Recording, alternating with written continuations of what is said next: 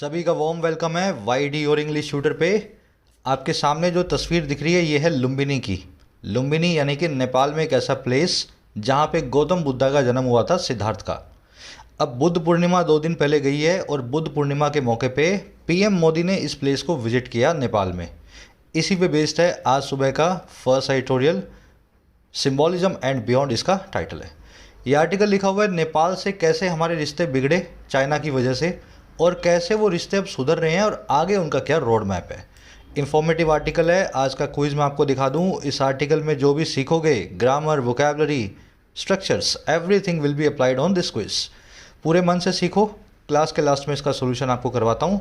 चलिए अभी शुरू करते हैं। आइए कुछ नया सीखते हैं।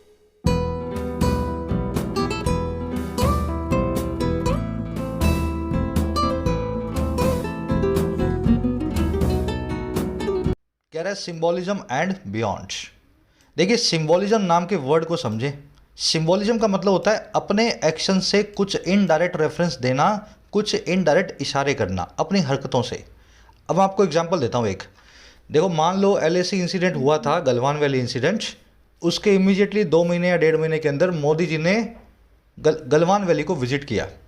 अब वो गलवान वैली को विजिट करने का जो उनका ऑब्जेक्टिव था ना, वो वहाँ विजिट करना नहीं था, बल्कि चाइना को मैसेज देना था कि हम गलवान वैली को अपना इंटरनल पार्ट मानते हैं, इंटीग्रल पार्ट मानते हैं, we will not let the valley go. तो जो भी आप कोई काम करते हो, उससे किसी को कोई इशारा देते हो ना, वो काम जो होता है वो पूरा एक्ट कहलाता है सिंबॉलिज्म।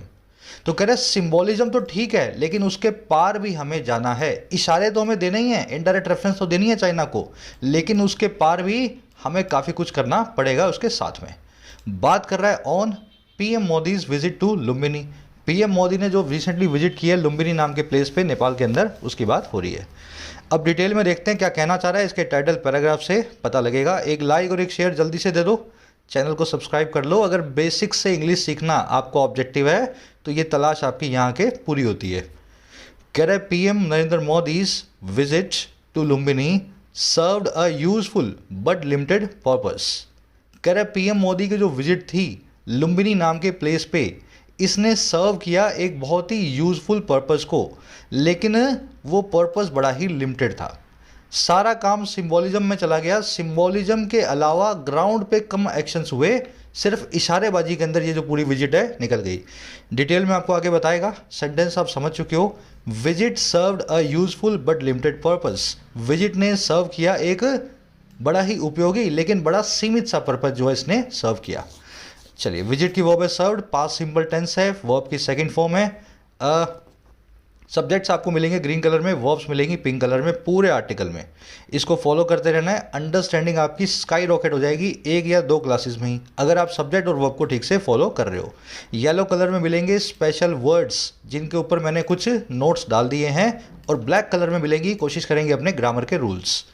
चलो अब एक काम करते हैं, इस आर्टिकल की सारी वोकैब पे नज़र डालते हैं। वोकैब बहुत रिच है ताकि अपने इसको स्मूथली पढ़ते जाएं। सभी कॉम्पिटिटिव एग्जाम एस्पायरेंट्स को मॉक टेस्ट के लिए मैं रिफ़र करूंगा टेस्टबुक.com। इसकी खूबी ये है कि इसमें 470 एग्जाम्स के 34,000 से ज़्यादा मॉक टेस्ट एक सिंगल पैकेज में अवेलेबल हैं। अब 34-35 हज़ार मॉक टेस्ट हैं तो इसमें ईजी भी होंगे, डिफ़िकल्ट भी होंगे, मॉडरेट भी होंगे। हर तरह के मॉक टेस्ट को प्रैक्टिस करने का आपको मौका मिलता है। ये सारे मॉक टेस्ट सभी एग्जाम्स के एक सिंगल पैकेज में अवेलेबल है। 1 साल की वैलिडिटी 399 से, 3 साल की वैलिडिटी में 599 से। लेकिन 1 ईयर पास और 3 ईयर पास पे अगर आप कोड लगाते हैं YT10 तो आपको एडिशनल डिस्काउंट मिलता है 1 ईयर पास 360 में और 3 ईयर पास 540 के अंदर। जरूर से डिस्काउंट का फ़ायदा उठाएं, कोड लगाएं YT10। इस वीडियो के फर्स्ट कमेंट में ऐप का लिंक आपको मिल जाएगा। आ जाओ वोकैब शीट पे। सारे पुराने नए वर्ड्स इसी शीट में रखते हैं, रोज़ अपडेट होती है। डाउनलोड कर लो, टेलीग्राम ग्रुप पे रखिए। ये ग्रुप का नाम है। सर्च करना पड़ेगा आपको। टेलीग्राम ग्रुप के लिंक आजकल काम नहीं कर रहे हैं, तो आपको सर्च करके मैनुअली इस ग्रुप तक जाना पड़ेगा। वाईडी और इंग्लिश शूटर। आज के वर्ड्स हैं पेंचेंट, पुराना वर्ड है, पहले कर चुके हैं। फिर एक वर्ड है ऑगरी, बहुत बार हो चुका है। एक वर्ड है कैटेगोरिकल, है ना, इसको भी 2-3 बार कर चुके हैं और सिंपल सा वर्ड है ये। फिर एक वर्ड है कंसर्टेड, बहुत बार एडिटोरियल्स में आता है, मेरे ख्याल से ज़्यादातर लोग जानते होंगे जो पढ़ रहे हैं एडिटोरियल्स को। और ऐसा ही वर्ड है बोनमी, बहुत बार आता है। एक नया वर्ड मैंने ऐड कर दिया है प्रीपॉन्डरेंस, और एक दूसरा वर्ड मैंने ऐड किया है प्रोनाउंस्ड, जिसको मैंने कनेक्ट किया है पैल्पेबल नाम के वर्ड से। प्रोनाउंस इसका सिनोनिम है। तो सभी वर्ड्स को देख लें फटाफट से। देखो पेंचेंट अभी 2 दिन पहले हुआ था। पेंचेंट का मतलब है स्ट्रॉन्ग लाइकिंग फॉर समथिंग। किसी चीज़ के लिए आपका बहुत ज़्यादा लाइकिंग होता है, बहुत प्यार होता है, बहुत ज़्यादा फॉन्ड होते हो आप, है ना, फॉन्ड ऑफ होते हो किसी चीज़ के। जैसे my American friends have a strong penchant for Indian food. मेरे जो अमेरिकन फ्रेंड्स हैं उनकी बहुत स्ट्रॉन्ग लाइकिंग है इंडियन फूड को लेकर के। पेंचेंट के बाद में आपको फॉर प्रेपोजिशन लगी हुई मिलेगी जिस भी चीज़ के लिए आपकी पेंचेंट है। तो ये पेंचेंट नाम का वर्ड आज आप आर्टिकल में देखने वाले हैं। अब इसके सिनोनिम्स हैं बहुत सारे। आपकी पेंचेंट ही इंक्लिनेशन है, आपकी प्रोक्लिविटी है, प्रोपेंसिटी है, और फॉन्डनेस है, और टेंडेंसी है। तो टेंडेंसी जो इसका सिनोनिम है ना, ये भी आर्टिकल में आएगा। तो एक ही वर्ड दोनों फॉर्म में यूज होगा। आ जाओ नेक्स्ट वाले वर्ड पे। वर्ड्स को जब तक सेंटेंसेस से कनेक्ट नहीं करोगे ये वर्ड्स आपके लिए अनजान रहेंगे, स्ट्रेंजर रहेंगे। सेंटेंस से कनेक्ट करो तभी आपके दिमाग में बैठेंगे। अगला वर्ड है ऑगरी। ऑगरी का मतलब होता है prediction. The sales figures are these sales figures are a good augury for another profitable year. ये जो सेल्स की फिगर हैं एक अच्छी प्रेडिक्शन है आने वाले एक प्रॉफिटेबल ईयर की। अब देखो ऑगरी के सभी सिनोनिम्स हैं, ओमेन, प्रोफेसी, फोरटेल, प्रोग्नोसिस, और 2 अच्छे वर्ड्स हैं हेरल्ड और हार्बिंगर। तो आज आप देखने वाले हैं हार्बिंगर नाम के वर्ड को। हार्बिंगर क्या होता है? जैसे बादल आए तो बादल क्या आएंगे, वो आपको बादल बता रहे हैं कि बारिश आने वाली है। तो clouds are the harbinger of rain. आगे बात समझ में? तो जो भी चीज़ जब पहले आती है भविष्यवाणी करती हुई किसी चीज़ की, उसको बोलते हैं हार्बिंगर या हेरल्ड। अगर तेज हवा चल रही है तो आपको पता लग गया तूफान आने वाला है। तो strong winds are the harbinger of a cyclone. इस तरीके से इस वर्ड को यूज़ करते हैं, है ना, हार्बिंगर को। चलो, ये भविष्यवाणी ही करता है किसी आने वाली चीज़ की। कैटेगोरिकल वर्ड मैंने आपको बताया हुआ है, क्लियर कट, ऐसी बात जिसको आप कैटेगरी में बांट सको। दुनिया में चीज़ों की 2 ही कैटेगरी होती है, यस या नो, है ना, काला या गोरा। इसी तरीके से अपने बांटते हैं ना कैटेगरी में। कैटेगोरिकल हर वो चीज़ है जो चीज़ों को कैटेगरी में बांटे, हर वो बात कैटेगोरिकल होगी जो क्लियर कट होगी। जैसे the people of the nation have shown their categorical support to the elected government. देश के लोगों ने अपना साफ साफ क्लियर कट कैटेगोरिकल सपोर्ट दिखाया है चुनी हुई सरकार के लिए। तो कैटेगोरिकल को एब्सोल्यूट, अनक्वालिफाइड और अनइक्विवोकल भी बोलते हैं। आज अनइक्विवोकल इसका सिनोनिम आर्टिकल में देखेंगे। बिल्कुल क्लियर कट हो, साफ साफ हो, अनइक्विवोकल। कंसर्टेड, ये होता है, देखो कंसर्टेड वर्ड बना है कोऑर्डिनेटेड से। जो चीज़ें आपस में एकदम सामंजस्य से चलती हैं ना, एकदम एक दूसरे के सहयोग से चलती हैं, वो चीज़ें होती हैं कंसर्टेड, कोऑपरेशन से चलने वाली चीज़ें। जैसे the state and central governments have started a concerted campaign to encourage people to get vaccinated. State और सेंट्रल गवर्नमेंट्स ने एक कोऑपरेटिव कैंपेन चलाया है, मिला जुला कैंपेन चलाया है, जो लोगों को एनकरेज करेगा कि वो वैक्सीन लगवा लें। तो कंसर्टेड नाम का वर्ड आज आप आर्टिकल में देखेंगे। इसके सिनोनिम्स हैं इन टेंडम, सिंक्रोनाइज्ड, कोलैबोरेटेड, सब इसके सिनोनिम्स हैं। फिर एक वर्ड है बोनमी, बहुत बार कर चुके हैं, आपकी खुश मिजाजी कहलाती है बोनमी। जब 2 दोस्त आपस में मिलते हैं, हाथ मिलाते हैं, हंसी मजाक करते हैं, ये कहलाती है उनकी बोनमी। इसको एमिकेबिलिटी और जीनियलिटी भी बोलते हैं। जीनियलिटी एक एडवांस वर्ड है, बोनमी का, खुश मिजाजी का, दोस्ती का सिनोनिम है। There was a casual bonhomie between the G7 leaders during the summit. G7 leaders के समिट के दौरान G7 लीडर्स में एक कैजुअल सी, एक इनफॉर्मल सी खुश मिजाजी थी, बोनमी थी, है ना। कैजुअल मतलब इनफॉर्मल, जो फॉर्मल ना हो। चलो, अगला वर्ड है प्रीपोंडरेंस। ये मैंने ऐड किया नया वर्ड। प्रीपोंडरेंस का मतलब होता है सुपीरियोरिटी या सुप्रीमेसी या डोमिनेंस। लेकिन किस चीज़ में? या तो नंबर्स में, या वेट में, या इन्फ्लुएंस में। आई बात समझ में? जैसे 100 नंबर्स 100 है ना, वो नंबर 10 के सामने सुपीरियर है और प्रीपोंडरेंस रखता है। अगर आप आंकड़े में, वजन में या इन्फ्लुएंस में, प्रभाव में बड़े हैं तो आप प्रीपोंडरेंस को रखते हैं सामने वाले के लिए। Due to its preponderance of military equipment Russia has dominated Ukraine in the war. कह रहा है अपनी प्रीपोंडरेंस, अपनी सुपीरियरिटी की वजह से मिलिट्री इक्विपमेंट में, रक्षा उपकरणों में रशिया ने डोमिनेट किया है यूक्रेन को इस वॉर के अंदर। तो ये प्रीपोंडरेंस समझ गए ना, सुपीरियरिटी या डोमिनेंस। डोमिनेंस जो इसके सिनोनिम्स हैं आर्टिकल में आज देखोगे। आज वर्ड्स बहुत सारे हैं ना। लास्ट वर्ड है पैल्पेबल। वो चीज़ पैल्पेबल होती है जिसको पैल्प कर पाओ। पैल्प करने का मतलब होता है छू पाना, नोटिस कर पाना, समझ गए ना। पैल्पेबल मतलब जिसको आप महसूस कर पाओ, पैल्पेबल। जो डिसेप्टिबल हो या परसेप्टिबल हो। After an argument the tensions in the room were palpable. Argument के बाद टेंशन जो थी रूम में नोटिसेबल थी, महसूस किए जाने वाली थी, है ना, जिसको हम परसेप्ट कर पा रहे थे। तो पैल्पेबल नाम के वर्ड का सिनोनिम होता है प्रोनाउंस्ड। यहाँ पे ऐसा भी लिख सकते हैं tensions in the room were pronounced, है ना, नोटिसेबल। तो प्रोनाउंस नाम का वर्ड, इसका सिनोनिम जो है पैल्पेबल का, आज आप आर्टिकल में देखेंगे। चलो ये 7-8 वर्ड्स हैं, डिटेल में हो गए हैं, आ जाओ आर्टिकल पे। चलिए एक आर्टिकल की समरी आपको दे दें किस बारे में लिखा हुआ है। देखो, बुद्ध पूर्णिमा के मौके पे पीएम मोदी ने विजिट किया लुम्बिनी नाम के प्लेस को, जो पड़ता है नेपाल में। भगवान बुद्ध का बर्थ प्लेस है ये वाला प्लेस, ठीक है। अब देखो, ये विजिट करना जो है ना, एक सिंबॉलिक मूव था। पिछले कुछ सालों में नेपाली गवर्नमेंट इंडियन गवर्नमेंट से खफा होकर, खटास रह करके, चाइनीज इन्फ्लुएंस में इंडियन गवर्नमेंट से दूरी बना रही थी। लेकिन अब वो मामला टल चुका है, धीरे धीरे दोनों गवर्नमेंट्स पास में आ रही हैं। हमारा आर्टिकल ये कह रहा है कि दोनों कंट्रीज़ का कल्चर ऑलमोस्ट एक जैसा है, तो इसलिए ये मूव बड़ी सिंबॉलिक है, दोनों कंट्रीज़ के लोगों को अच्छी लगेगी। लेकिन इस मूव के अलावा और भी हमें कई काम करने होंगे अगर नेपाल से पुराने वाली दोस्ती को फिर से कायम करना है। और वो काम क्या है? नेपाल का इकोनॉमिक डेवलपमेंट। अगर नेपाल में इंफ्रास्ट्रक्चर प्रोजेक्ट्स, ब्रिजेस, हाईवेज बनेंगे, है ना, और नेपाल अपने पाँव पे खड़ा होगा, तो लॉन्ग लास्टिंग रिलेशनशिप को आप बिल्ड कर पाओगे। कल्चरल सिंबॉलिज्म की अपनी जगह है, लेकिन उसके अलावा भी बहुत सारी चीज़ें नेपाल को इंडिया से एक्सपेक्टेड हैं। तो आज का आर्टिकल आपका एनालिटिकल टोन में लिखा हुआ है, एनालाइज करके आपको बता रहा है क्या हुआ। शुरू कर लें हम आर्टिकल को, आ जाओ। अगर अपनी ऐप को अभी भी डाउनलोड करना बाकी है तो ज़रूर से कर लेना। इंग्लिश का सेक्शन इस ऐप से आपका कवर हो जाता है किसी भी एग्जाम का। राइटिंग का कोर्स भी है, बैंकिंग का कोर्स भी है, एसएससी का कोर्स भी है। 450-775 रुपये में एक साल के कोर्स आपको मिल जाते हैं, पूरा सिलेबस आपका कवर हो जाता है।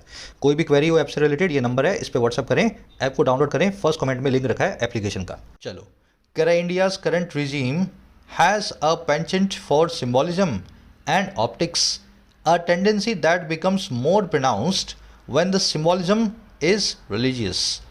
कह रहे इंडिया का जो करंट रिजीम है, प्रशासन है, सरकार है, इसके पास एक पेंचेंट है, एक लाइकनेस है, एक फॉन्ड ऑफ है हमारी सरकार।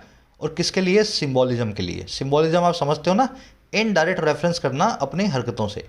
कह रहे इंडियन गवर्नमेंट की एक खूबी है, एक पेंचेंट है, एक टेंडेंसी है कि उनको सिंबॉलिज्म बड़ा पसंद है और ऑप्टिक्स भी बहुत पसंद है। ऑप्टिक्स का मतलब होता है परसेप्शन को बिल्ड करना, लोगों की नज़रों में कुछ बन करके दिखाना, है ना, कुछ नया जो है परसेप्शन को बिल्ड करना।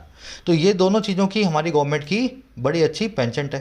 कह रहा है ये एक ऐसी टेंडेंसी है, ये एक ऐसी प्रोक्लिविटी है, या जो एक ऐसी इंक्लिनेशन है जो और ज़्यादा क्लियर, प्रोनाउंस्ड बन जाती है, नोटिसेबल बन जाती है जब सिंबॉलिज्म रिलीजियस होता है। कुछ ऐसा काम हम करते हैं कि रिलीजन के नाम पे कुछ डायरेक्ट या इनडायरेक्ट रेफरेंस हम करते हैं। आई बात समझ में?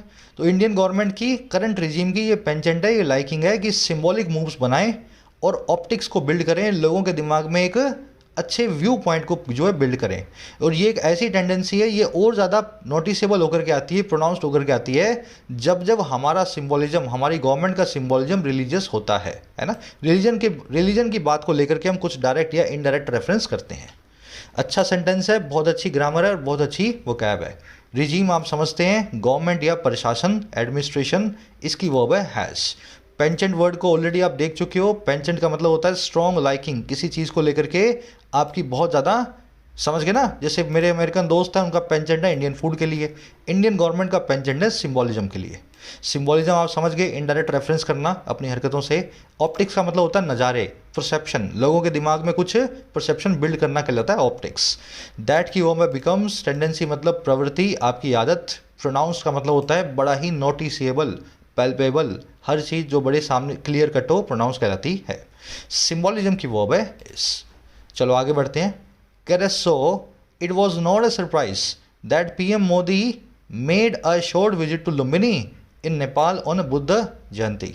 तो कह रहा है इसलिए ये कोई सरप्राइज नहीं है, अपने आप में कोई अचंभा नहीं है कि पीएम मोदी ने एक छोटी सी विजिट को मेक किया। मेक अ विजिट का मतलब है कहीं घूम करके आना, तो ये थोड़ा सा घूम करके आए, छोटे से दौरे पे गए लुम्बिनी नाम के प्लेस पे जो है नेपाल में, बुद्ध जयंती पे। इट की वर्ब है वॉज, पीएम मोदी की वर्ब है मेट। आगे बढ़ते हैं। लुम्बिनी एक जोग्राफिकल लोकेशन है, शहर, गांव, गली, मोहल्ला, कॉन्टिनेंट, किसी के आगे भी द को नहीं लगाया जाता है, तो द लुम्बिनी, द नेपाल नहीं होता। कह रहा लुम्बिनी इन Buddhist tradition is the birth place of Gautam Buddha and Mr. Modi along with his Nepali counterpart laid the foundation stone for India International Center for Buddhist Culture and Heritage in Lumbini monastic John. कह रहे लुम्बिनी जो एक Buddhist tradition के अंदर birth place है गौतम बुद्धा का। लुम्बिनी इन Buddhist tradition is the birth place of Buddha. कह रहा और मिस्टर मोदी और इन्होंने क्या किया, कह रहा साथ में अपने नेपाली काउंटर पार्ट मतलब समकक्ष। तो मोदी जी यहाँ के प्रीमियर हैं, पीएम है, नेपाल के पीएम की बात हो रही है। तो कह रहा मोदी साहब ने साथ में मिलके अलॉन्ग विद अपने नेपाली काउंटर पार्ट के समकक्ष के यानी नेपाली पीएम के ले किया फाउंडेशन को। ले द फाउंडेशन का मतलब होता है नींव रखना, है ना। तो ले किया फाउंडेशन स्टोन को, नींव के पत्थर को रखा। और किसके लिए भाई, इस सेंटर के लिए, India international centre for Buddhist culture and heritage. और कहाँ पे रखा भाई, ये रखा गया लुम्बिनी मोनास्टिक जोन में, in the Lumbini monastic zone. तो ये काम हुआ। आगे बात समझ में, लुम्बिनी की वर्ब है इज, मोदी जी की वर्ब है लेट। अब देखो दो कॉन्सेप्ट है यहाँ पे, फटाफट ग्रामर के उनको देखेंगे। पहले तो मुझे बताओ ले, ये लेड, ये कौन सी वर्ब है, V1 V2 V3 क्या है ये? लेड कौन सी वर्ब से बना है, इसका V1 V2 V3 क्या होता है? दूसरा मैं आपसे सवाल ये पूछता हूँ, इंडिया के आगे द क्यों लगा हुआ है? अभी तो मैंने बताया लुम्बिनी के आगे द नहीं आएगा, नेपाल के आगे द नहीं आएगा, फिर इंडिया के आगे द लगा दिया, ये लुम्बिनी के आगे भी द लगा हुआ है। तो क्या रीजंस है इंडिया और लुम्बिनी के आगे द लग जाने के? चलो पहले कॉन्सेप्ट पे आते हैं। देखो दो वर्ब्स हैं इंग्लिश में, लाई और ले। लाई का मतलब है लेट जाना, ले का मतलब है लिटा देना। अगर आपके हाथ में कोई चीज़ थी, आपने उसको नीचे लिटा दिया मतलब बिछा दिया, कोई चीज़ है तो उसको रख दिया, कोई इंसान है तो लिटा दिया, तो आप यूज़ करेंगे ले नाम की वर्ब को। अगर आप खुद ही लेट गए, है ना, खुद ही लेट गए, तब आप यूज़ करेंगे लाई नाम की वर्ब को। अब इनमें कन्फ्यूजन क्या है सर, इसकी सेकंड फॉर्म है ना ले और थर्ड फॉर्म है लेन, और इसकी फर्स्ट फॉर्म है ले, सेकंड और थर्ड है लेड लेट। तो ये इसकी सेकंड और इसकी फर्स्ट सेम है। अब आपको सेंटेंस की रिक्वायरमेंट देखनी है और चेक करना है सही वर्ब सही जगह पे लगी हुई है या नहीं। अगर ये कुछ और होता, मान लो ये ऐसे होता, ये ऐसे होता, ऐसे कुछ होता ये, है ना, तब तो अपने को पता ही लग जाता कि ये अलग है ये अलग है। लेकिन इसका नाम भी ले है और इसकी V1 का नाम भी ले है, कन्फ्यूजन दिमाग में थोड़ी सी बढ़ जाती है। ग्रामर के हिसाब से देखा जाए तो लाई में आप खुद लेटते हैं तो आप खुद ही ऑब्जेक्ट हैं, सब्जेक्ट ही ऑब्जेक्ट है, then you have no object after the lie verb. लेकिन ले वर्ब में आप किसी ऑब्जेक्ट को लिटाते हो, then always an object after the verb lay. तो ये है ग्रामर के हिसाब से। अब देखो सेंटेंसेस को, laying on the sofa she was reading a book. सोफे पे लेट करके वो एक किताब को पढ़ रही थी। अब देखो सोफे पे लेटी थी या लिटाया था, सर लेटी थी, तो यहाँ पे यूज़ करना है पीपीएस से। पीपीएस से आएगा वर्ब की फर्स्ट फॉर्म से। लेटने के लिए वर्ब की फर्स्ट फॉर्म होती है लाई, पीपीएस से वर्ब की फर्स्ट फॉर्म से बनता है ना, बेस फॉर्म से। तो यहाँ पे लाई से लाइंग बनना चाहिए, ना कि बनना चाहिए लेइंग। तो कैसे बनेगा, इसकी आईएनजी फॉर्म होती है ऐसे, ठीक है, लाई की आईएनजी फॉर्म होती है लाइंग। तो lying on the sofa she was reading a book. Laying गलत हो जाएगा, यहाँ पे आपको लाइंग लिखना चाहिए, लेइंग जो है वो गलत वर्ड है। उसी तरीके से doctor Kalam laid the foundation of this space centre. Doctor Kalam ने ले फाउंडेशन किया, नींव के पत्थर को रखा, फाउंडेशन को रखा इस स्पेस सेंटर के। देखो कलाम साहब के हिसाब से ये V1 लगेगी तो पीछे आएगा S, और या फिर है ये V1 V2, है ना। अगर पास्ट की बात हो रही है तो ये V2 है, अगर प्रेजेंट की बात हो रही है तो ये V1 है, और उसके आगे S आना चाहिए। तो इसके आगे S तो नहीं आ रहा। अब मुझे बताओ, डॉक्टर कलाम ने फाउंडेशन को ले किया होगा, रोज़ तो करते नहीं है, तो V1 का सवाल ही नहीं है। तो फाउंडेशन को बिछाने के लिए कौन सी वर्ब को यूज़ करेंगे, सेकंड वाली को या फर्स्ट वाली को? भाई फर्स्ट वाली में तो आप खुद ही लेट जाते हो, भाई मैं नीचे लेट गया, आई ले ऑन द सोफा, आई ले ऑन द बेड, है ना। तो यहाँ पे फाउंडेशन को लेटाया गया है, ले वर्ब के बाद में एक ऑब्जेक्ट आया हुआ है। आपको सीधे सीधे समझ में आ गया कि सेकंड वाली वर्ब की बात हो रही है और पास्ट टेंस में बात हो रही है, तो यहाँ पे ले नहीं आएगा लेट, ठीक है। और या फिर लेज लगा दो पर इसका मीनिंग नहीं निकलेगा। इसका मतलब होगा डॉक्टर कलाम जो है फाउंडेशन को रखते हैं इस स्पेस सेंटर की, रोज़ सुबह आते हैं और फाउंडेशन का पत्थर रख के चले जाते हैं, तो मीनिंगलेस बात होगी। इसको प्रेजेंट इंडेफिनिट टेंस में ना बताएं, पास्ट में बताएं, ठीक है। अब थर्ड वाले में, the pandemic has lay bare the weakness of the health infrastructure. Pandemic ने लेन बेयर कर दिया है, लेन लिख लो यहाँ पे, पैंडमिक ने लेन बेयर कर दिया है वीकनेस को हेल्थ इंफ्रास्ट्रक्चर की। अब देखो ले बेयर का मतलब होता है किसी को क्लियर करना सबके सामने साफ साफ। बेयर का मतलब है बिना कपड़ों के, ले का मतलब है रखना। व्हेन यू ले बेयर समथिंग, आप उस चीज़ को सबके सामने उजागर करते हो। तो पैंडमिक ने हमारी कमजोरियों को बताया हेल्थ इंफ्रास्ट्रक्चर की सबके सामने, ठीक है। अब यहाँ पे हैज के बाद वर्ब की थर्ड फॉर्म चाहिए। बेयर किसी चीज़ को कर रहे हैं तो आप किसी चीज़ को लिटा रहे हैं, सेकंड वाली फॉर्म की थर्ड फॉर्म आएगी जो कि होती है लेड, ठीक है ना। लेन बेयर का मतलब है खुद ही लेट गया, खुद नहीं लेटी पैंडेमिक, पैंडेमिक ने वीकनेसेस को बेयर किया, ले बेयर किया, एक फ्रेजल वर्ब है ले बेयर, इसका मतलब होता है किसी चीज़ को उजागर करना। तो इस तरीके से दोनों अलग अलग वर्ब्स हैं, इनके बीच में डिफरेंस आपको करना है। तो यहाँ पे ले किया गया फाउंडेशन स्टोन को वर्ब की सेकंड फॉर्म में, इसलिए लिखा लेट। अब दूसरा सवाल है सर यहाँ द क्यों आया? ये द इसलिए आया मेरे भाई, ये द इंडिया के लिए नहीं आया, ये द आया इस प्रॉपर नाउन के लिए। ये कंपाउंड नाउन है, India international centre for Buddhist culture and heritage, सबका देखो एच बड़ा, सी बड़ा, बी बड़ा, सी बड़ा, आई बड़ा, प्रॉपर नाउन है ना। तो इस प्रॉपर नाउन कंपाउंड नाउन के लिए हमने द को लगाया है। और इसी तरीके से यहाँ जो द लगा ये लुम्बिनी के लिए नहीं लगा, ये लुम्बिनी मोनास्टिक जोन के लिए लगा है, जेड बड़ा, एम बड़ा और एल बड़ा, ठीक है ना। तो पूरे प्रॉपर नाउन्स के लिए, कंपाउंड नाउन्स के लिए द लगाया जाता है जो जोग्राफिकल लोकेशन से बनते हैं। आगे बढ़ेंगे, कह रहा है the centre will play a role in challenging the preponderance of Chinese sponsorship and patronage of the Buddhist festivals and institutions in the area. कह रहा है ये जो सेंटर है ये प्ले करेगा एक रोल को, एक भूमिका को निभाएगा चैलेंज करने में प्रीपोंड्रेंस को, सुप्रीमेसी को, सुपीरियरिटी को, इन्फ्लुएंस को, चाइना की स्पॉन्सरशिप के, चाइना के स्पॉन्सरशिप प्लान्स के। स्पॉन्सरशिप क्या होती है? चाइना कुछ पैसे भेज देगा, सब्सिडी भेज देगा, है ना, कुछ ऐसी चीज़ें। और साथ ही साथ ये चैलेंज करेगा पैट्रोनिज को, एनकरेजमेंट को बुद्धिस्ट फेस्टिवल्स की और बुद्धिस्ट इंस्टीट्यूशंस की, बुद्धिस्ट मंदिरों की, है ना, इस एरिया के अंदर। तो चाइना अभी तक क्या कर रहा था? पैसे भेज रहा था, स्पॉन्सरशिप दे रहा था, सब्सिडी दे रहा था और बुद्धिस्ट फेस्टिवल मनाने भी आ जाता था इसी एरिया के अंदर। अब इंडिया ने एक कल्चरल हेरिटेज सेंटर बना दिया ना यहाँ पे, अब चाइना के इन्फ्लुएंस को, प्रीपोंड्रेंस को और पैट्रोनिज को हम करने वाले हैं चैलेंज। सेंटर की वर्ब है विल प्ले, सेंटर आया ऑफकोर्स इस पूरे सेंटर के लिए। प्रीपोंड्रेंस आप जानते हैं, सुपीरियरिटी, डोमिनेंस, सुप्रीमेसी। अच्छा, पैट्रोनिज होता है किसी के लिए सपोर्ट, एनकरेजमेंट। जब आप किसी के पेट्रन बन जाते हैं ना तो आप उसके गार्जियन बन जाते हैं, उसको बोलते हैं आप तो कि तू कर, मैं देख लूँगा सब कुछ, मैं तुम्हारा पैट्रन हूँ, तुम अपने हिसाब से काम करो। चाइना अभी तक यही कर रहा है बुद्धिस्ट फेस्टिवल्स के नाम पे जो है नेपाल में। Correct, it could also be a harbinger of A focused development of the area into a tourist and cultural hub for pilgrims and other visitors. कह रहा अब ये सेंटर जो है साथ ही साथ एक हार्बिंगर भी हो सकता है, एक हेरल्ड या एक प्रोफेसी करने वाला भी हो सकता है। हार्बिंगर आप समझ गए ना, काले बादल जो होते हैं बरसात के हार्बिंगर होते हैं। अब ये सेंटर जो है एक हार्बिंगर बन जाएगा फोकस डेवलपमेंट का, इसके पीछे पीछे डेवलपमेंट आएगी। और किसकी? इस एरिया की। और किसमें? एक टूरिस्ट और कल्चरल हब के तौर पे। और किन के लिए? पिलग्रिम्स के लिए, तीर्थ यात्रियों के लिए और दूसरे विजिटर्स के लिए। पिलग्रिम्स कौन होते हैं? जो एक जगह से दूसरी जगह पे रिलीजियस टूरिज्म करते हैं, है ना। मक्का में गए, मदीना में गए, कैलाश मानसरोवर गए, लुम्बिनी में गए, पिलग्रिम्स यानी रिलीजियस टूरिस्ट या तीर्थ यात्री। तो ऐसे ये हार्बिंगर बनने वाला है ये एरिया। अब इसके बाद यहाँ पे बहुत सारा डेवलपमेंट हो सकता है।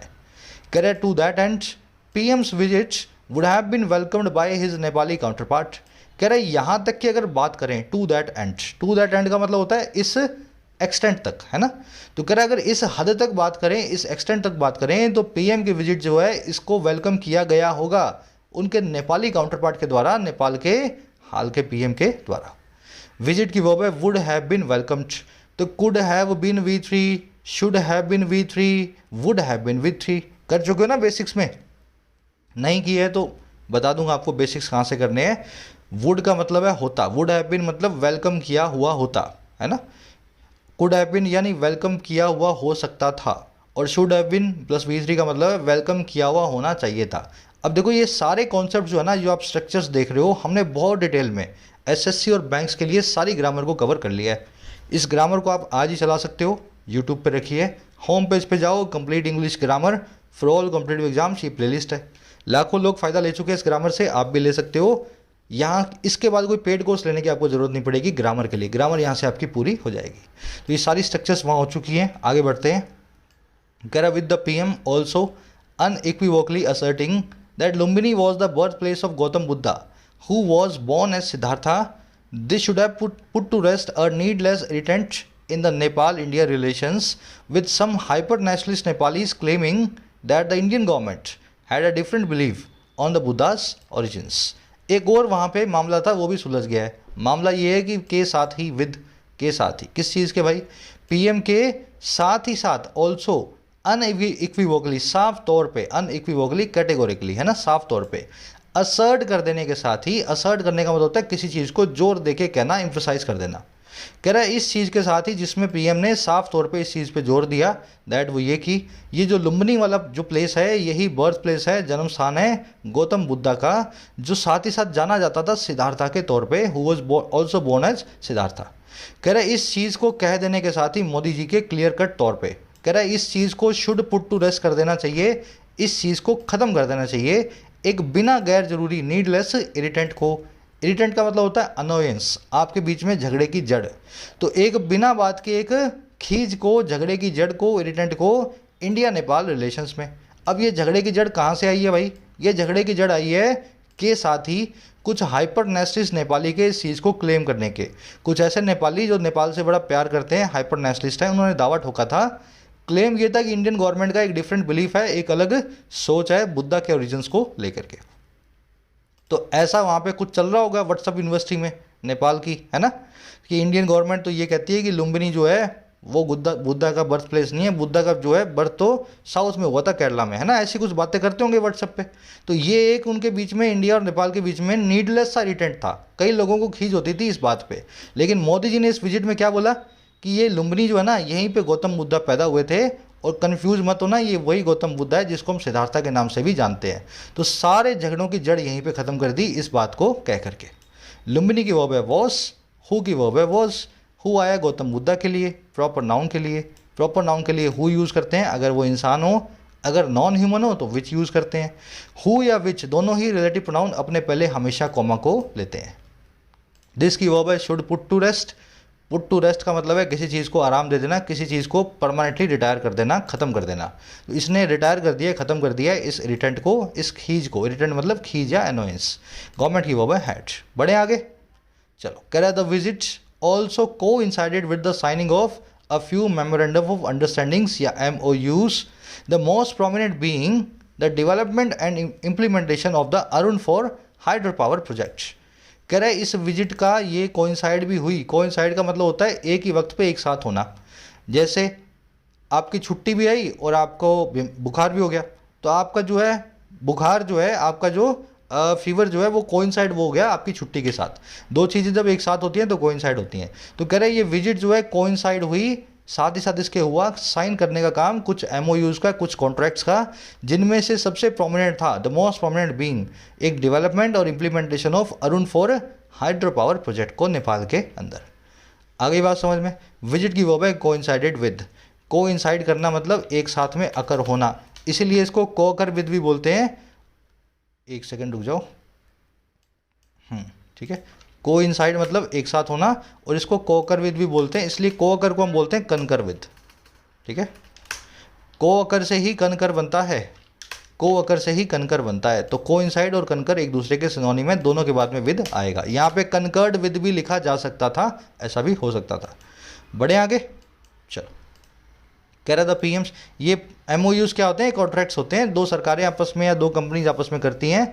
ये सिर्फ एक इनिशियल अंडरस्टैंडिंग होती है, इसके बाद में कॉन्ट्रैक्ट को आपको पूरा करना पड़ेगा, मतलब पूरे डॉक्यूमेंट साइन होंगे। ये तो सिर्फ इनिशियल अंडरस्टैंडिंग है कि ऐसा हम करने का सोच रहे हैं।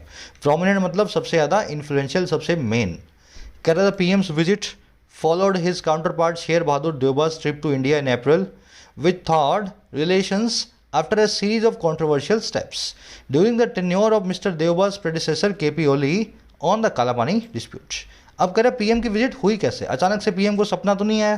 कह रहा है ये विजिट ने फॉलो किया है, ये विजिट बाद में हुई है, पीछे पीछे आई है उसके PM के काउंटर पार्ट के, नेपाली PM के मिस्टर देवबा की ट्रिप के, जो अप्रैल में उन्होंने इंडिया में की थी। कह रहा है पहले देवबा साहब ने की, फिर हमारे PM साहब गए, है ना, ऐसे उन्होंने फॉलो किया इस ट्रिप में उनको। अब ये वो ट्रिप है जिसने थॉ किया था, जिसने सॉफ्ट बनाया था, नरम बनाया था रिश्तों को एक सीरीज ऑफ कंट्रोवर्शियल स्टेप्स के बाद। और ये स्टेप्स कौन से थे? ये थे काला पानी डिस्प्यूट पे, जिसको नेपाल बोलता है कि वो नेपाल का पार्ट है, इंडिया बोलता है हमारा पार्ट है ना। और ये हुए थे टेन्योर के दौरान, कार्यकाल के दौरान मिस्टर देवबा के प्रेडिसेसर के, इनसे पहले वाले PM के, जिनका नाम था मिस्टर KP ओली। तो ऐसा हुआ। तो KP ओली के टाइम मामले बिगड़ते गए चाइना के इन्फ्लुएंस में। अब KP ओली जा चुके हैं, देवबा जी आ चुके हैं। अब देवबा ने इंडिया को विजिट किया, रिश्तों को नरम बनाया, फिर PM भी वहाँ गए और रिश्तों को अच्छा बनाने के लिए। बात आ गई समझ में। विजिट की वर्ब है फॉलोड, विच की वर्ब है थॉट। थॉ का मतलब होता है पिघलाना या सॉफ्ट बनाना, नरम बनाना। अक्सर बर्फ़ को पिघलाने के लिए थॉ नाम का वर्ब यूज़ करते हैं, थॉ द आइस, है ना। किसी चीज़ को सॉफ्ट बनाते हो, लिक्विड बनाते हो, पिघलाते हो, तो रिश्तों को पिघलाने का मतलब भी ये रिश्तों को सॉफ्ट या नरम बनाने की बात हो रही है। चलो, कुछ ऐसे वर्ड्स हैं इंग्लिश में जो फिजिकली भी यूज़ होते हैं और लिटरली भी यूज़ होते हैं, है ना। तो ये वर्ड फिजिकली यूज़ होगा फिजिक्स में तो बर्फ़ को पिघला देगा, अगर हमारी रियल लाइफ में यूज़ होगा तो रिश्तों को पिघला देगा, है ना। ऐसे वर्ड्स इंग्लिश में बहुत सारे हैं। कह रहा mister Modi's speech in Lumbini sought to highlight the strong cultural ties between the two countries, which already share a special relationship cemented by the Treaty of Peace and Friendship signed in 1950। कह रहा मोदी साहब की जो स्पीच थी लुम्बिनी में, इसने कोशिश की, सॉर्ट किया, सीख किया, सेकंड फॉर्म लगा के, कि वो हाईलाइट करे, इम्फेसाइज करे, अंडरलाइन करे, सबके सामने लाए इस स्ट्रॉन्ग कल्चरल टाइज को, बहुत ही मजबूत सांस्कृतिक रिश्तों को इन दो कंट्रीज़ के बीच में, नेपाल और इंडिया के बीच में। कह रहे वो कंट्रीज़ हैं जो ऑलरेडी शेयर करती हैं एक खास रिश्ते को, है ना, एक स्पेशल रिलेशनशिप को, और ये वो रिश्ता है जो सेमेटेड है, जो सीमेंट की तरह सॉलिडिफाइड है, जो मजबूत बन चुका है 1950 में हुई संधि के द्वारा, the treaty of peace and friendship. इस ट्रीटी में लिखा हुआ है कि कोई भी नेपाली सिटीजन इंडिया में आके गवर्नमेंट सर्वेंट बन सकता है, सरकारी एग्जाम दे सकता है, फौज में भर्ती हो सकता है, कोई वीज़ा नहीं चाहिए, दोनों कंट्रीज़ के लोग आपस में एक दूसरे से रोटी बेटी का रिश्ता रख सकते हैं। आगे सेंटेंस में समझ आ गई ना पूरी। स्पीच की वर्ब है सॉर्ट, विच की वर्ब है शेयर, विच आया दो कंट्रीज़ के लिए, दो कंट्रीज इसका एंटीसीडेंट है तो प्लूरल ही वर्ब है। Treaty of peace and friendship मैंने आपको बता दी, ईयर याद रखना इसका 1950 है ना, 1950 से ट्रीटी हमारी कंट्री में, दोनों में कंट्री जो है ट्रीटी चल रही है। सेमेंट करने का मतलब होता है किसी चीज़ को फिक्स या सॉलिडिफाई करना। ये वर्ड बना है सीमेंट से। सीमेंट क्या होती है भाई, सीमेंट जहाँ लगाया मसाला भर के वहाँ पे फिक्स हो गई वो चीज़, है ना, घर खड़ा हो गया, दुकान खड़ी हो गई। तो fixing material is cement in noun form, लेकिन इन वर्ब फॉर्म में सीमेंट का मतलब होता है किसी चीज़ को सॉलिडिफाई या फिक्स कर देना, मजबूत बना देना, जैसे सीमेंट बनाती है। आगे बढ़ते हैं। कह रहा there are several irritants that have developed straining the relationship and for now there seems to be a concerted attempt by both regimes to return to bonhomie, with the Indian government seeking to utilize religious diplomacy as a means to emphasize the special relationship। इस sentence में एक error है, ढूंढो आप सभी लोग, है ना, फिर मैं बताऊंगा। कह रहा है बहुत सारे इरिटेंट्स हैं, बहुत सारी खींच की बातें हैं, देयर आर सेवरल इरिटेंट्स। और कौन सी बातें भाई, जो डेवलप हुई हैं या डेवलप हो चुकी हैं, जो अभी तक पैदा हो चुकी हैं दोनों रिश्तों के बीच में, कंट्री के रिश्तों के बीच में, और कैसे स्ट्रेन करते हुए, गला घोटते हुए, तनाव डालते हुए हमारे दोनों की रिलेशनशिप में। कह रहा है और अभी के लिए, एंड फॉर नाउ, दिखाई देता है, सीम्स, क्या दिखाई देता है, एक कंसर्टेड अटैम्प्ट, एक मिला जुला कोऑर्डिनेटेड अटैम्प्ट, कोशिश दोनों ही सरकारों के द्वारा, रिजिम्स के द्वारा, ताकि हम रिटर्न करें। और कहाँ रिटर्न करें, पुरानी बोनोमी पे, पुरानी खुशमिजाजी पे। अब ये काम कैसे हो रहा है, ये काम हो रहा है इंडियन गवर्नमेंट की तरफ से कोशिश करते हुए कि वो यूटिलाइज़ करे, अच्छे इस्तेमाल में ले रिलीजियस डिप्लोमेसी को, रिलीजन के नाम पे जो डिप्लोमेसी हम करते हैं, है ना, तो ये रिलीजियस डिप्लोमेसी को हम यूज़ करें। और क्यों यूज़ करें, एक उपाय के तौर पे, एक जरिए के तौर पे, मीन्स के तौर पे, जो है इम्फेसाइज करने का, प्रकाश डालने का, है ना, जोर डालने का, और किस पे, स्पेशल रिलेशनशिप पे, इस खास रिश्ते पे। सेंटेंस लंबा है लेकिन बहुत आसान है। रिश्तों में कई सारी खींच की बातें हैं जो डेवलप हो चुकी हैं, जो रिश्तों को स्ट्रेन कर रही हैं, रिश्तों को तनाव में ला रही हैं, बोझ में डाल रही हैं, लेकिन अभी के लिए दोनों सरकारों की तरफ से कंसर्टेड एफर्ट्स दिखाई देते हैं। Now there seems to be a concerted effort by the both governments या रिजीम्स। और ये एफर्ट इसलिए कि हम रिटर्न टू करें पुरानी खुश मिजाजी की तरफ, और इसमें इंडियन गवर्नमेंट का पार्ट ये है कि हम कोशिश कर रहे हैं रिलीजियस डिप्लोमेसी को हम जो है यूज़ करें इस उपाय के तौर पे, इस जरिए के तौर पे, कि हम अपनी स्पेशल रिलेशनशिप को एम्फेसाइज कर सकें नेपाल के साथ। रिटर्न्स की वर्ब है आर, देयर से क्लोज शुरू हुआ है, देयर के बाद जो वर्ब रखी होती है सब्जेक्ट उसके बाद में रखा जाता है, देयर का इस वर्ब से कोई भी कनेक्शन नहीं है। दैट की वर्ब है हैव डेवलप्ड, दैट आया रिटर्न्स के लिए। स्ट्रेनिंग का मतलब होता है गला घोटना, तनाव में डालना, किसी चीज़ को स्ट्रेन करना, है ना, पीपीएस है यहाँ पे, present participle simultaneous action. Attempt की वर्ब है सीम्स, अगेन देयर के बाद में वर्ब आई है ना, तो वर्ब के बाद में जो है सब्जेक्ट को रखा गया है। कंसर्टेड मतलब मिला जुला, कोलैबोरेटेड। बोनोमी मतलब खुश मिजाजी, और इसमें कुछ देखने वाला है नहीं। एज ए मीन्स टू मतलब इस जरिए के तौर पे। अब गलती देखेंगे इस सेंटेंस में, जस्ट ए मिनट दिखा देते हैं आपको। ये वो सारे फ्रेजेज हैं जिनमें टू के बाद में वर्ब की आईएनजी फॉर्म आती है। देखो वैसे तो रेगुलरली इसको अपने डिस्कस करते रहते हैं क्लास में, हर 10वीं 5वीं क्लास में ये शीट मैं आपको दिखाता हूँ, है ना। लेकिन उसके बावजूद कुछ बच्चे क्या है क्लासेज में नए नए आते हैं और फर्स्ट डे देख के कंफ्यूज होते हैं कि सर ये टू के बाद में वर्ब की आईएनजी फॉर्म क्यों लगी हुई है, ऑपोजिशन टू के बाद में, एडिक्टेड टू के बाद में, चैलेंज टू के बाद में, अटैच टू के बाद में, या ओपन टू या क्रूशियल टू के बाद में वर्ब की आईएनजी फॉर्म सर कैसे आ गई। तो याद रखें ये वो सभी फ्रेज हैं जिनमें टू एक प्रेपोजिशन है, इनके बाद में आएगा या तो नाउन और या फिर आएगा एक जेरेंट। अब इनमें आपको मिलेगा एज अ मीन्स टू, देख पा रहे हो। तो यहाँ पे एज अ मीन्स टू के बाद में जो इम्फोसाइज है ना टेक्निकली गलत है, आपको लिखना चाहिए as a means to emphasising, emphasising, ठीक है ना। With the view to, when it comes to, oppose to, habitual to, as a means to, close to, resort to, critical to, custom to, हमेशा अपने बाद में नाउन या Geraint को लेते हैं।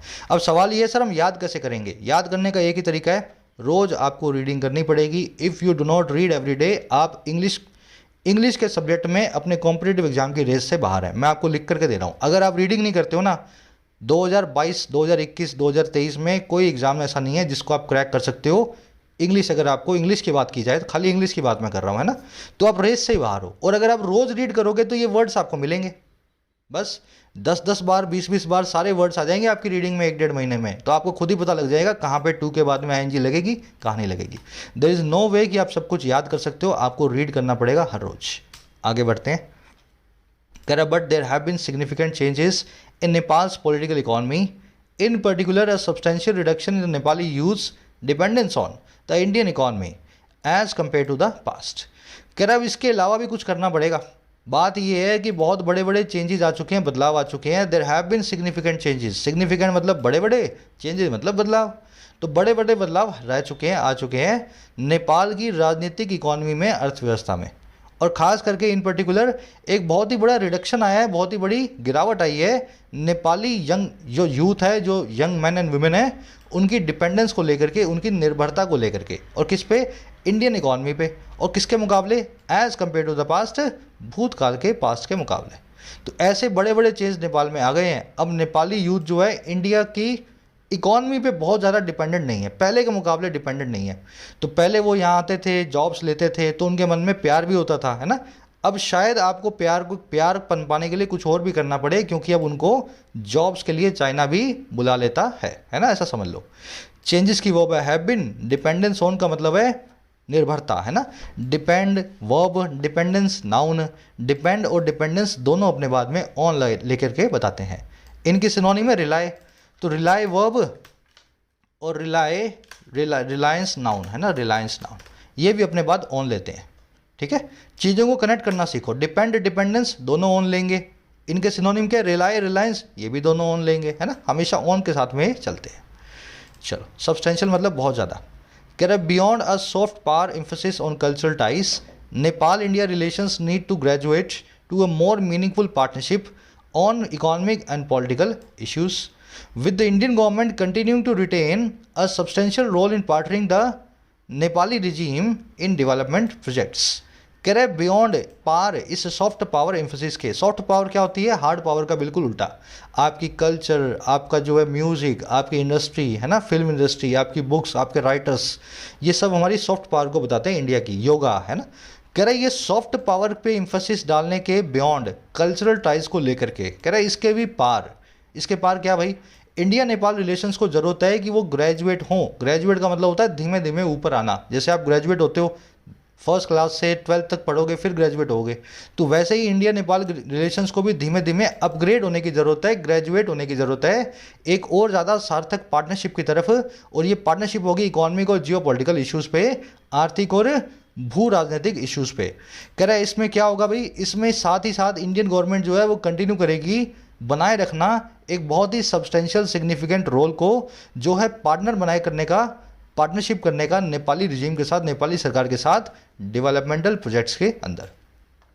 तो सॉफ्ट पावर के बियॉन्ड भी अब हमें इकोनॉमिक और पॉलिटिकल जो है रिलेशनशिप नेपाल से बिल्ड करनी चाहिए, है ना। जियो पॉलिटिकल इश्यूज़ पे हम कोऑपरेशन करें या एक दूसरे को दें, और नेपाल को अपना डेवलपमेंटल प्रोजेक्ट का पार्टनर बनाना होगा ताकि नेपाल को फ़ायदा मिले और इंडिया से जो है दोस्ती को वो बना करके लॉन्ग टर्म में दोस्ती को पक्का बना के रखे, ठीक है। इंडिया नेपाल रिलेशंस की वर्ब नीड, सॉफ्ट पावर आप समझ चुके हैं, सब्सटेंशियल, सिग्निफिकेंट, है ना, बहुत बड़ा होता है आकार में, उसको बोलते हैं सब्सटेंशियल या साइजेबल या सिग्निफिकेंट। कह रहा था challenge is to utilise the return of bonhomie in the ties to refocus on work related to infrastructure development in Nepal, which includes hydropower projects, transportation and connectivity, and which could benefit the citizens of the adjoining states in India as well. कह रहा अब इसमें एक ही challenge है, एक ही चुनौती है कि हम यूटिलाइज करें उस रिटर्न को, उस वापसी को जो बोनवी में आई है, जो रिटर्न ऑफ बोनवी हुई है ना, खुश मिजाजी का जो वापसी आने का काम हुआ है रिश्तों में इन टाइस, तो इस चैलेंज को हम यूटिलाइज करें इस तरीके से, है ना। ये चैलेंज हमारा ये है कि कैसे इसको यूटिलाइज करें और क्यों यूटिलाइज करना भाई, फिर से फोकस डालने के लिए, रीफोकस करने के लिए उन कामों पे जो जुड़े हुए हैं इंफ्रास्ट्रक्चर से, डेवलपमेंटल प्रोजेक्ट से नेपाल के अंदर। कह रहे जिसमें शामिल है हाइड्रो पावर प्रोजेक्ट्स, ट्रांसपोर्टेशन और कनेक्टिविटी, रोड और रेल, और जो बेनिफिट करेगा विच कुड बेनिफिट सिटीजन्स को आसपास की जुड़ी हुई स्टेट से, बॉर्डरिंग स्टेट से इंडिया के अंदर पे। तो सारा चैलेंज यही है कि दोस्ती, प्यार, मोहब्बत तो फिर से लौट आया दोनों कंट्रीज़ के बीच में। चैलेंज ये है कि इस मोहब्बत को फोकस करवा के इंफ्रास्ट्रक्चर डेवलपमेंट में तब्दील करना होगा। नेपाल के अंदर प्रोजेक्ट बनाने होंगे, हाइड्रो पावर के, सड़कें और रेल बनानी होगी। इससे हमें नेपाल से दोस्ती तो बढ़ेगी और साथ में एडजॉइनिंग बॉर्डर स्टेट्स में उत्तराखंड वगैरह, इनको भी बेनिफिट मिलने वाला है। चैलेंज की वर्ब है इस, विच की वर्ब है इंक्लूड्स, है ना। वर्क के लिए विच आया, वर्क वो वाला विच जो शामिल करता है इन प्रोजेक्ट्स को। बोनोमी आप समझते हैं, खुश मिजाजी। विच की वर्ब है कुड बेनिफिट, अगेन वर्क के लिए आया है। एडजॉइनिंग का मतलब होता है बॉर्डरिंग, साथ में जुड़ी हुई। इसके लिए एक बहुत अच्छा वर्ड है कंटिग्यूअस, ठीक है। अगर दो स्टेट्स, कोई भी दो चीज़ें आपस में जुड़ी हुई हैं, एक दूसरे की पड़ोसी हैं, एक दूसरे से बॉर्डर बनाती हैं, तो उसके लिए वन वर्ड है कंटिग्यूअस, है ना, कंटिग्यूअस, याद रखें। चलिए, कह रहा symbolism after all is useful only to a certain extent. कह रहा सिंबोलिज्म जो है, इनडायरेक्ट रेफरेंस जो है, ये महज यूजफुल है एक सर्टेन एक्सटेंट तक, एक लिमिट तक। आखिरकार आपको डेवलपमेंटल प्रोजेक्ट्स को करवाना पड़ेगा। सिर्फ संस्कृति और कल्चर के नाम पे दोनों कंट्रीज़ के बीच का रिलेशनशिप हमेशा मजबूत नहीं हो सकता, ठीक है। चलिए यहीं रैपअप करेंगे सेशन को। बहुत सिंपल सा आर्टिकल था आज का मेरे हिसाब से, अगर नहीं था तो आपको लग रहा होगा, है ना। हर चीज़ को हमने वर्ड फॉर वर्ड पढ़ लिया है। अब ये आपके क्वेश्चन हैं आज के, बहुत आसान क्वेश्चन हैं मेरे हिसाब से, इससे इजी क्विज आपको नहीं मिलेगा। ये फर्स्ट क्वेश्चन छोड़ दो, इसके अलावा बाकी 3 क्वेश्चन तो देखते ही हो जाएंगे। प्रीपोंडेंस का क्या मीनिंग होता है ना। दो ऑब्जेक्ट्स जो एक दूसरे से बाउंड्री शेयर करते हैं उसके लिए कौन सा वर्ड यूज़ करते हैं, और प्रेडिसेसर या फोर शेडो, किसी चीज़ की प्रोफेसी या किसी चीज़ का प्रेडिक्शन, उसके लिए कौन सा वर्ड यूज़ किया जाएगा। हार्बिंगर, हेरोल्ड, सिंबोलिज्म, या इनमें से एक से ज़्यादा ऑप्शंस हो सकता है, ए और बी हो सकता है बी और सी हो, या हो सकता है ए या सी हो। तो ये तीनों तो मेरे ख्याल आप कर ही लोगे। कमेंट सेक्शन में आंसर डाल रहा हूँ, हिंट्स के साथ में मेरे आंसर से अपने वाले को मैच कर लो। अब फर्स्ट और सेकंड में आपको ढूंढनी है एरर्स। मैं आपको हिंट्स दे देता हूँ, आप खुद से चेक करके एरर्स को ढूंढ लो, ठीक है। चलो, ये यहाँ पे फ्रेज है लीड टू, है ना। लीड टू मैं आपको यहाँ दिखा चुका हूँ, कहाँ पे, शीट के अंदर अपनी। एक सेकंड रुक जाओ, ए लीड टू आपको यहीं कहीं मिल जाएगा, ठीक है। लीड टू, है ना। तो लीड की सेकंड फॉर्म है लेड।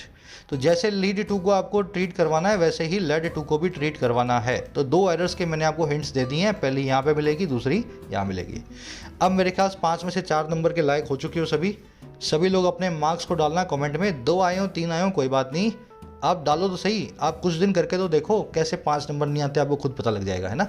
ग्रामर सीरीज़ यूट्यूब के होम पेज पे रखिए, जा करके पूरी कर लो। यहाँ से आपका बेसिक्स जो है बिल्ड हो जाएगा इंग्लिश का। कोर्सेज अवेलेबल हैं एप्लीकेशन पे, राइटिंग का, इंग्लिश का, और बैंकिंग का और एसएससी का। तो सभी कोर्सेज को आप अवेल कर सकते हो। अभी जाओ, ऐप को डाउनलोड करो, फ्री कंटेंट भी ऐप पे मैं अपलोड कर रहा हूँ, मॉक टेस्ट वगैरह भी आपको मिल रहे हैं। कोई भी क्वेरी हो एप्लीकेशन से रिलेटेड, ये नंबर है, इस पर व्हाट्सअप करें, टीम रिप्लाई कर देगी। Until then, signing out.